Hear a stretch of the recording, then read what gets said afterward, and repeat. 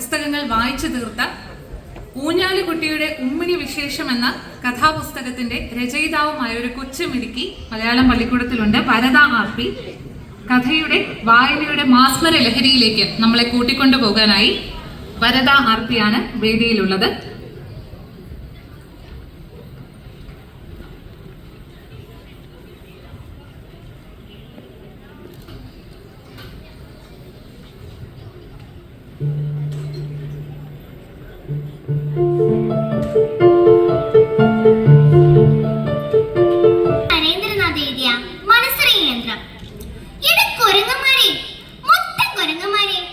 വല്യമാമൻ ശുണ്ടിമുത്ത് ഉറക്കെ വിളിച്ചു പറയും.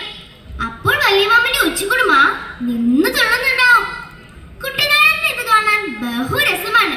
അവൻ വാ പൊത്തി പുറം തിരിഞ്ഞു നിന്നുകൊണ്ട് ചിരിക്കും. വല്യമാമൻ കാണി ചിരിക്കാൻ ധൈര്യമില്ല. ചിരിക്കുന്ന അങ്ങനെ കണ്ടാൽ കഥ കഴിഞ്ഞത് തന്നെ. വല്യമാമന് എപ്പോഴാണ് ശുണ്ടി വരുന്നതെന്ന് അറിഞ്ഞുകൂടാ. ശുണ്ടി വന്നാ പിന്നെ ഒരു രക്ഷയുമില്ല. ആരും പിന്നെ വല്യമാമന്റെ മുന്നിലേക്ക് ചെല്ലില്ല. ഈ ശുണ്ടിക്ക് ഒരു വലിയ കാരണമുണ്ട്. വല്യമാമൻ മറവിക്കാരനാണ്.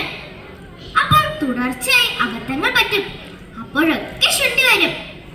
വല്യമാമന്റെ കയ്യിൽ എപ്പോഴും ഒരു നോട്ട് പുസ്തകവും ചെവിക്കുറ്റിയിൽ ഒരു പെൻസിലും കാണും. കുടുംബാംഗങ്ങൾക്കും വേലക്കാർക്കും നൽകുന്ന കൽപ്പനകൾ അപ്പോൾ വല്യമാമൻ നോട്ട് പുസ്തകത്തിൽ കുറിച്ചിടും. അതിന്റെ മാതൃക ഇങ്ങനെയാണ്: നാളെ തെങ്ങുകയറ്റമാണ്. ശംഖുവിനെ വിളിച്ച് സംഗതി പറഞ്ഞിട്ടുണ്ട്. നാളെ കുടുംബ വെട്ടിക്കണം. വളക്കത്തല രാമുവിനോട് വരാൻ പറഞ്ഞിട്ടുണ്ട്. ഇതങ്ങനെ പോകുന്നു. എത്രയൊക്കെ ആയാലും വല്യമാമന് പിന്നെയും അബദ്ധങ്ങൾ പറ്റും. നോട്ട് പുസ്തകത്തിൽ എഴുതി വെക്കുന്ന കാര്യങ്ങൾ ചിലപ്പോൾ വേണ്ടപ്പെട്ടവരെ അറിയിക്കാൻ മറന്നു പോകും. അപ്പോൾ ഉണ്ടാകുന്ന ബഹളം ചില്ലറയൊന്നുമല്ല. വല്യമാമൻ എന്നും രാവിലെ നോട്ട് പുസ്തകം എടുത്ത് തലേ ദിവസം എഴുതി വെച്ചിരിക്കുന്ന കാര്യങ്ങൾ പരിശോധിക്കും.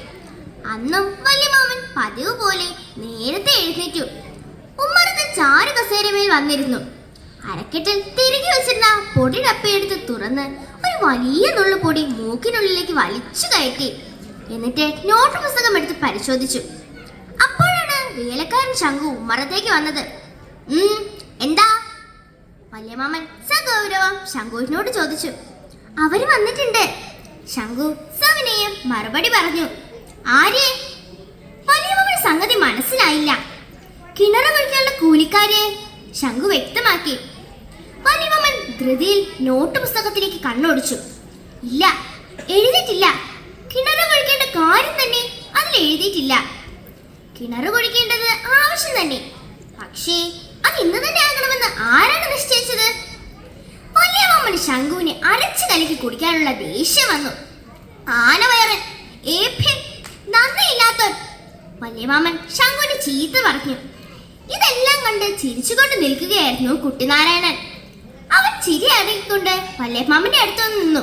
എന്നിട്ട് പറഞ്ഞു, നാളെ കിണറ് കുഴിക്കാനുള്ള കൂലിക്കാരെ ഏർപ്പാട് ചെയ്യണമെന്ന് വല്യമാമൻ ഇന്നലെ ശംഖുവിനോട് പറഞ്ഞിരുന്നു.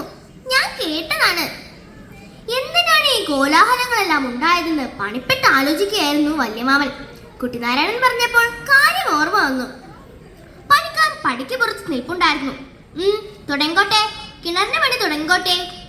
പണിക്കാർ കിളയ്ക്കുന്നതും മണ്ണ് മാന്തി പുറത്തേക്കിടുന്നതും നോക്കി വല്യമാമൻ ജിജ്ഞാസയോടെ നിൽക്കുകയായിരുന്നു. പെട്ടെന്ന് മണ്ണിൽ നിന്നും ഒരു മിന്നുന്ന കുഴല് പോലുള്ള സാധനം പുറത്തേക്ക് എടുത്തു. കുട്ടിനാരായണനാണത് കണ്ടത്. അതിന്റെ കീഴ്ഭാഗത്ത് എഴുതി വെച്ചിരിക്കുന്നു, മനസ്സറിയും യന്ത്രം. അതെങ്ങനെയാണ് പ്രവർത്തിപ്പിക്കേണ്ടതെന്നും കുഞ്ഞക്ഷരങ്ങളിൽ അവിടെ എഴുതിയിട്ടുണ്ട്. വല്യമാമന് അതിസന്തോഷമായി. ഉമ്മർത്ത് വന്നിട്ട് ചോദിച്ചു, ആദ്യം ആരുടെ മനസ്സാണ് നോക്കേണ്ടത്? എന്റെ മനസ്സാണ് നോക്കണം. എന്റെ മനസ്സ്. വല്യമാമ, എന്റെ മനസ്സ് നോക്കണം എന്നിങ്ങനെ അമ്മായിയും കൃഷ്ണൻകുട്ടിയും കുട്ടിനാരായണനും സരോജിനി ഒക്കെ പറഞ്ഞു. അപ്പോ വല്യമാമൻ പറഞ്ഞു, നിക്ക് നിക്ക്, എല്ലാരും ക്ഷമിക്കേ. ആദ്യം ഞാൻ കൃഷ്ണൻകുട്ടിയുടെ മനസ്സ് തന്നെ നോക്കാം. കൃഷ്ണൻകുട്ടി, എന്റെ നേരെ മുന്നിൽ വന്ന് നിക്ക്. കൃഷ്ണൻകുട്ടി വല്യമാമൻ പറഞ്ഞതുപോലെ തന്നെ ചെയ്തു.